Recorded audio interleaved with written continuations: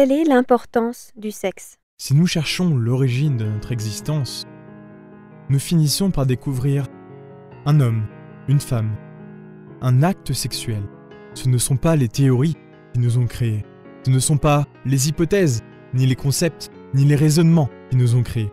Mais c'est le sexe qui nous a créés. Évidemment, cette énergie qui nous a mis sur la scène de l'existence est la seule qui puisse nous transformer radicalement. Lorsque nous rejetons les mystères du sexe, nous rejetons alors le troisième logo. Si nous disions que le sexe est animal, brutal et matérialiste, etc., etc., etc., nous blasphémerions contre l'Esprit Saint. Nous devons nous rappeler que l'énergie sexuelle est la merveilleuse et vivante expression du troisième logos, qui crée et recrée sans cesse. Malheureusement, les gens ont un mental morbide et voient toujours le sexe avec des yeux diaboliques. Autrefois, la sexualité était sacrée. Très intéressant. Pourriez-vous expliquer comment la sexualité était sacrée autrefois? Freud dit dans son œuvre que toutes les religions ont une origine sexuelle.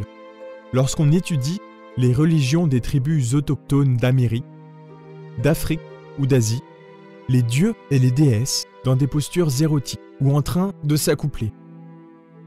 Le plus intéressant est que ces postures étaient considérées comme sacrées sur la terre des Védas, tandis qu'en Grèce et à Rome, dans les temples de Vesta, de Vénus, d'Aphrodite, d'Isis, etc., les prêtresses exerçaient leur saint sacerdoce sexuel.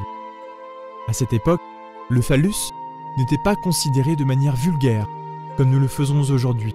Au contraire, on lui rendait un véritable culte. Les grands prêtres d'Égypte ont représenté le grand dieu Ibis de Thoth, avec le membre viril en érection. Monsieur Krumheller raconte que sur le phallus dressé d'Ibis de Thoth était écrite une phrase qui disait « donneur de raison ». En vérité, il existe de nombreuses divinités à caractère sexuel. Shiva, Shakti, Agni en Inde, Legba en Afrique, Vénus, Bacchus, Priape et Dionysos en Grèce et à Rome, etc. Le rite de la circoncision est totalement phallique. La Bible fait aussi de nombreuses allusions à la sexualité. Dans le chant d'Homère à Déméter, dans lequel Homère célèbre l'ancienne Troie et la colère d'Achille, on voit clairement la magie sexuelle servant de pierre angulaire au grand temple d'Éleusis. Dans les cours pavés des temples aztèques, hommes et femmes demeuraient nus longtemps, s'embrassant et se caressant mutuellement et pratiquant la magie sexuelle sans renverser le sémen. Les couples savaient se retirer à temps afin d'éviter l'épanchement du vin sacré. Ceux qui venaient à renverser le vase d'Hermès étaient condamnés à la peine de mort. On leur coupait la tête avec une hache. C'est ainsi qu'ils payaient leur sacrilège. Rappelons-nous le Saint Graal. L'ésotérisme ancien affirme que Jésus a bu le vin sacré dans ce merveilleux calice lors de la dernière scène. Les chevaliers du Moyen-Âge sont partis à la recherche de ce calice. Ils ne l'ont jamais trouvé. Cependant, la coupe qui est remise au vainqueur des Jeux Olympiques est un rappel à la mémoire de cette quête du Saint Graal. Indubitablement, la coupe ou calice ou Saint Graal représente la yoni féminine, les organes sexuels de la femme, l'éternel féminin. La lance avec laquelle Longin blessa le flanc du Seigneur est l'emblème vivant de la force sexuelle et représente clairement le phallus, le principe viril masculin. La science de l'alchimie sexuelle et ses procédés secrets doivent être étudiés dans les livres de Paracelse, Nicolas Flamel, Raymond Lulle et dans les symboles des anciens temples. Auriez-vous la gentillesse de nous révéler ces procédés secrets? Dans la nouvelle ère, gouvernée par Uranus, je veux que vous sachiez, mes chers amis, ce qu'est le grand arcane, le Sahaja Maituna, la magie sexuelle. J'ai donné la clé dans de nombreux livres et je ne verrai aucun inconvénient à la donner à nouveau. Elle est très simple. Connexion du lingam yoni, sans éjaculation de l'anséminis. Ce merveilleux, extraordinaire artifice est le secretorum des alchimistes médiévaux. Le mantra fondamental est IAO. Il existe aussi d'autres mantras et je les ai donnés dans mes livres. Merci beaucoup, c'est très intéressant. Quelle est cette nouvelle ère que vous venez de mentionner? Il est nécessaire de se rappeler que c'est le 4 février 1962 qu'a commencé la nouvelle ère du Verseau. La signification de la nouvelle ère du Verseau est savoir. Si nous étudions à fond la constellation du Verseau, nous verrons qu'elle est gouvernée par Uranus et Saturne. Uranus est de nature terriblement explosive et révolutionnaire et gouverne les glandes sexuelles. Le mot Uranus est composé de deux parties. Ur, feu, Anas, eau. Indubitablement, mes chers frères, l'ère du Verseau est absolument sexuelle. Le symbole du Verseau est une femme avec deux cruches remplies d'eau, essayant de mélanger intelligemment les eaux des deux cruches. Ce symbole nous rappelle l'alchimie sexuelle. Si, à l'ère du Poisson, l'homme était seulement esclave des instincts sexuels, symbolisés par deux poissons dans les eaux de la vie, dans l'ère du Verseau, l'homme doit apprendre à transmuter les forces sexuelles. Nous devons apprendre à travailler avec les eaux de la vie, l'anséminis, qui est l'entité du sémen. L'ère du Verseau est révolutionnaire à 100%. Les mystères du sexe doivent être révélés à l'ère du Verseau, car Uranus dirige en ce moment cette constellation.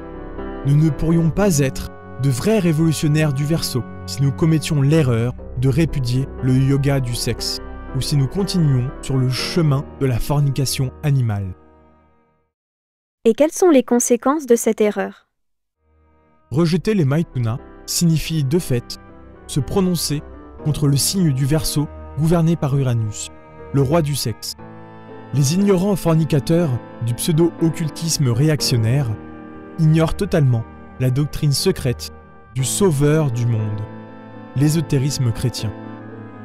Ils ignorent que le Maituna était connu des groupes chrétiens primitifs, comme les Esséniens, qui avaient leur couvent sur les rives de la mer Morte, et dont l'un des membres les plus exaltés fut Jésus, le divin rabbi de Galilée. Il est écrit que dans le pays ensoleillé de Khem, le Seigneur de perfection travailla avec le grand arcane Azedef. Ceci eut lieu lorsqu'il était au début de sa préparation initiatique, avant le début de sa grande mission. Le Maituna, la magie sexuelle, est universelle. Il est connu dans les mystères du Nord, du Sud, de l'Ouest et de l'Est. Cependant, il n'a jamais été dévoilé. Et à notre époque, quel est le comportement des gens en ce qui concerne ce domaine, le plus important de notre vie? Il y a 3 types de comportements chez les gens face au sexe. Le comportement le plus élevé est celui de la suprasexualité. Il existe aussi la sexualité normale et l'infrasexualité. La sexualité normale est la sexualité conduisant à la reproduction de l'espèce. Un homme et une femme se marient, s'aiment et reproduisent leur espèce. Ils n'ont de conflit sexuel d'aucune espèce. L'infrasexualité est différente et il y a 2 sortes d'infrasexualité, Lilith et Nahema. Pouvez-vous nous en dire plus à ce sujet? Parlez-nous de la sphère de Lilith. Ceux qui détestent le sexe vivent dans la sphère infrasexuelle de Lilith.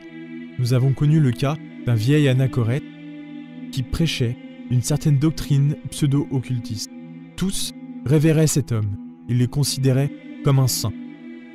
Finalement, une pauvre femme découvrit la vérité lorsqu'il lui proposa une union sexuelle contre nature, soi-disant pour l'initier. Cet homme haïssait mortellement la magie sexuelle et la considérait comme dangereuse. Cependant, il ne voyait aucun inconvénient à proposer à ses dévotes des unions extravaginales. C'est là la caractéristique des dégénérés infrasexuels. Ils parviennent à séduire les personnes de la sexualité normale et les convertissent en leurs disciples. Nous les avons souvent entendus dire « Vous êtes égoïste parce que vous ne pensez sans cesse qu'au sexe ». Voilà précisément le langage des infrasexuels. Ils sont toujours autosuffisants. Ils ont toujours l'orgueil de se croire supérieurs aux gens de la sexualité normale. Dans la sphère de Lilith, nous rencontrons aussi ceux qui aiment avorter et les gens qui utilisent des pilules pour ne pas avoir d'enfants et par conséquent, ils commettent un crime contre nature. Le contrôle de la fécondation est une nécessité. Le contrôle de la natalité est un crime. Dans la sphère submergée de Lilith, on trouve aussi les masturbateurs. Savez-vous ce qu'est le vice de la masturbation ? Quand quelqu'un éjacule l'entité du sémen. Un mouvement péristaltique s'effectue dans le phallus, et cela, n'importe quel homme le sait. Par ce mouvement, le phallus recueille toujours de l'utérus de la femme l'énergie nécessaire pour alimenter le cerveau. Mais, durant la masturbation, le phallus recueille seulement de l'air froid qui va au cerveau. Ainsi, de nombreuses facultés cérébrales s'épuisent. D'innombrables personnes sont allées à l'asile à cause du vice de la masturbation.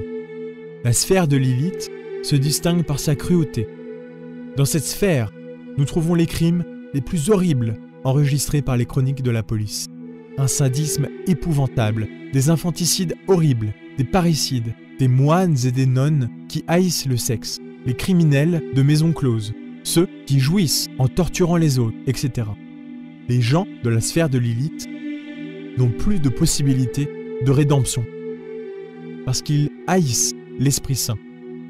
Toutes sortes de péchés seront pardonnés, sauf le péché contre l'Esprit Saint. L'énergie sexuelle est une émanation de la Divine Mère. Celui qui renonce à la Mère cosmique, celui qui déteste la Mère divine, celui qui profane l'énergie de la Mère divine, s'enfoncera dans l'abîme pour toujours. Là-bas, il devra passer par la seconde mort. Qu'est-ce que la sphère de Nahéma ? Nahéma est la mère de la passion, de l'adultère, de la luxure et de tous les abus sexuels. Dans cette sphère infrasexuelle, nous trouvons toutes les personnes qui commettent l'adultère, des prostituées, des personnes fascinées par le sexe et de terribles fornicateurs, livrés à l'orgueil, à la vanité, des personnes qui divorcent et se remarient encore et encore. Dans la région infrasexuelle de Nahéma, nous trouvons des femmes séductrices et des hommes qui abandonnent leur foyer envoûtés par ses beautés. Les infrasexuels de Nahéma acceptent parfois l'arcane Azedef, la magie sexuelle, mais ils échouent car ils jouissent du sexe de manière bestiale. Les infrasexuels qui habitent la sphère de Nahéma sont très délicats. Le type passionnel, amoureux du luxe, esclave des préjugés sociaux, ami des beuveries, des banquets, des fêtes, des modes très élégantes, etc. Comment les gens développent-ils ces conflits sexuels ? Correspondant aux sphères de Lilith et de Nahéma. L'homme, dans sa globalité, en incluant les trois sphères de la pensée, du sentiment et de la volonté, n'a rien d'autre que le résultat des différentes modifications de l'énergie sexuelle. Toute attitude mentale négative envers le sexe produit l'infiltration de cette puissante énergie dans d'autres fonctions, provoquant d'épouvantables catastrophes dont le résultat inévitable est l'infrasexualité. La haine du sexe, les préjugés sexuels, la répugnance envers le sexe, le dégoût envers le sexe, le mépris du sexe, les jalousies passionnelles, la peur du sexe, le cynisme sexuel, le sadisme sexuel, l'obscénité, la pornographie, la brutalité sexuelle, etc., obstruent les canaux par où circule l'énergie sexuelle. Et celle-ci est déviée et s'infiltre dans d'autres canaux et systèmes propres au mental et d'autres types d'énergie moins puissants que l'énergie sexuelle. Le résultat est désastreux parce que les canaux et les systèmes de ce type, ne pouvant résister au terrible voltage de l'énergie très puissante du sexe, chauffent et fondent, tel un câble trop ténu et fin que traverse un courant électrique à haute tension. Nous devons donc faire attention à la façon dont nous manions l'énergie sexuelle. Absolument. Ceux qui prennent part à des conversations de type luxurieux ceux qui lisent des revues pornographiques, ceux qui fréquentent des salles de cinéma où l'on projette des films érotiques, passionnels, gaspillent d'énormes réserves d'énergie sexuelle pour la satisfaction de leur passion mentale. Tout cela a de sérieuses conséquences. L'impuissance psychosexuelle est la tragédie la plus épouvantable qui puisse affliger les hommes. La lutte de beaucoup de moines, nonnes, anachorètes, pseudo-yogis, etc. pour embouteiller le sexe dans leur fanatisme religieux, pour l'enfermer dans la prison de leur pénitence, pour le stériliser, convertit le fanatique en un esclave du sexe, incapable de penser à quelque chose qui ne relève pas du sexe. De tels fanatiques dégénèrent dans l'infrasexualité. Certains croient avoir la parfaite chasteté dans le monde physique. Cependant, ils se déchargent toutes les nuits par de répugnantes pollutions nocturnes. À ces personnes, nous conseillons toujours le maïtuna, l'union sexuelle sans éjaculation du sémen, comme unique remède. Il est clair qu'avec cette pratique, l'être humain prend l'habitude de réfréner l'acte sexuel pour ne pas répandre le sémen. Il en résulte que, lorsqu'il réalise l'acte sexuel en rêve, par instinct, il se réfrène pour éviter l'épanchement de la liqueur séminale, et la pollution n'a pas lieu. Sexe et imagination sont intimement associés. Il est impossible de parvenir à la chasteté absolue si nous ne transformons pas l'imagination en un miroir pur. Un petit enfant peut contempler une belle femme nue de façon pure et parfaite, sans ressentir la moindre luxure. Réellement, tant que nous ne sommes pas comme un enfant innocent, il est impossible de rentrer dans le royaume de l'ésotérie. Merci beaucoup pour cette description. Alors, quelle est l'attitude correcte que l'on doit avoir au sujet du sexe? Quand l'homme et la femme s'unissent sexuellement, dans le mariage parfait, ils sont, en ces instants de volupté, de véritables dieux ineffables. L'homme et la femme, sexuellement unis, forment un androgyne divin, parfait, un Elohim mâle-femelle. Les deux moitiés séparées, depuis l'aube de la vie, s'unissent un instant pour créer. Cela est ineffable, terriblement divin. Durant l'extase sexuelle, le couple est entouré de cette formidable énergie terriblement divine. En ces instants de joie suprême et de baisers ardents qui incendient les profondeurs de l'âme, nous pouvons retenir cette lumière merveilleuse pour nous purifier et nous transformer de manière absolue. Lorsqu'on renverse le vase d'Hermès, la lumière des dieux se retire, laissant les portes ouvertes pour que pénètre la lumière rouge et sanguinolente de Lucifer, la passion animale. Alors, viennent la désillusion et la déception. Peu de temps après, l'homme et la femme entrent sur le chemin de l'adultère. Leur foyer est devenu un enfer. Encore merci. Mais si le couple veut avoir un enfant, comment peuvent-ils éviter l'épanchement de l'énergie sexuelle? Un homme perd 6 ou 7 millions de spermatozoïdes lors d'une éjaculation séminale. Toutefois, il ne faut qu'un spermatozoïde pour engendrer un enfant. Il est absurde de répandre 6 ou 7 millions de spermatozoïdes. Un spermatozoïde unique peut facilement s'échapper des glandes sexuelles sans qu'il faille répandre le sémen. Dans la Lémurie, aucun être humain n'éjaculait le sémen. Les couples, alors, s'unissaient sexuellement dans les temples pour créer. À cette époque, les hiérarchies lunaires savaient utiliser un spermatozoïde et un œuf pour créer, sans qu'il soit nécessaire d'atteindre l'orgasme et l'éjaculation séminale. À cette époque, les femmes enfantaient sans douleur et le serpent, celui qui se trouve enfermé dans le chakra Muladhara, s'élevait victorieux le long du canal médulaire. L'homme n'était pas sorti de l'Éden. La nature entière lui obéissait et il ne connaissait pas la douleur. Le péché originel de nos premiers parents fut le crime de répandre le sémen. C'est la fornication. Lorsque l'homme paradisiaque a forniqué, il est alors entré dans le royaume des Lucifères, le royaume des malheureux qui sont enivrés par leur passion et leur luxure. L'homme actuel et luciférien. Et le système sexuel de l'homme d'aujourd'hui est absolument anormal. Lorsque l'homme retournera au point de départ, lorsqu'il rétablira le système sexuel de l'Éden, le serpent sacré de la Kundalini s'élèvera de nouveau victorieux pour nous convertir en Dieu. Le système sexuel de l'Éden est la sexualité normale. La sexualité normale nous confère le pouvoir de créer des enfants sains ou de créer dans le monde de l'art ou des sciences. Alors, qu'est-ce que la suprasexualité? La suprasexualité est le résultat de la transmutation sexuelle. Le petit lézard peut régénérer sa queue et l'organisme humain sa peau. Le pouvoir de régénération est absolument sexuel. Nous pouvons utiliser le même pouvoir pour nous recréer nous-mêmes comme d'authentiques surhommes. La clé fondamentale de la transmutation sexuelle est l'arcane AZF, la magie sexuelle. L'important, c'est que le couple apprenne à se retirer de l'acte sexuel avant le spasme. On ne doit pas répandre le sémen, ni dans la cavité vaginale, ni en dehors, ni à côté, nulle part.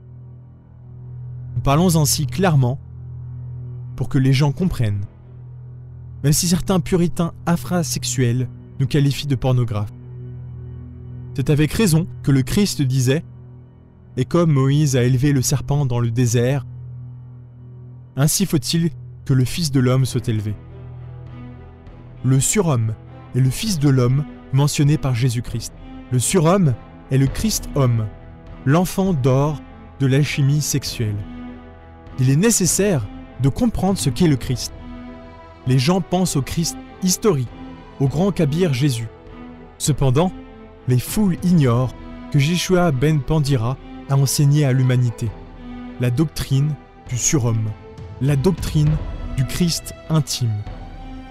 La vie humaine n'a, par elle-même, aucune signification.